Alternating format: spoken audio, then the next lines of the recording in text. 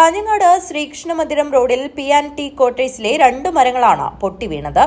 റോഡരികിൽ പാർക്ക് ചെയ്തിരുന്ന സ്കോർപിയോ കാറിന് മുകളിലേക്കാണ് ഒരു മരം വലിയ ശബ്ദത്തോടെ പൊട്ടിവീണത്.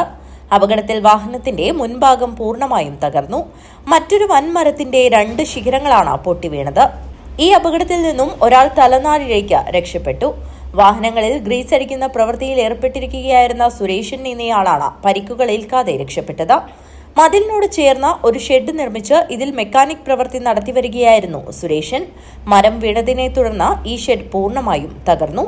മരങ്ങൾ വീണതിനെ തുടർന്ന് റോഡിൽ ഏറെ നേരം ഗതാഗത തടസ്സമുണ്ടായി. ഫയർഫോഴ്സ് എത്തി മരം മുറിച്ചു നീക്കിയതോടെയാണ് ഗതാഗതം പുനരാരംഭിക്കുവാനായത്. P&T ക്വാർട്ടേഴ്സ് പരിസരത്ത് ഏത് സമയത്തും നിലംപൊത്തി വീഴാവുന്ന അവസ്ഥയിൽ നിരവധി മരങ്ങളുണ്ട്.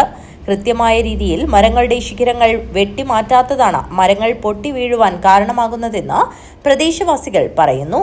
കാറ്റില്ലാത്ത സമയത്ത് പോലും മരങ്ങൾ പൊട്ടി വീഴുന്നത് കടുത്ത ആശങ്കയ്ക്കാണ് ഇടയാക്കുന്നത്.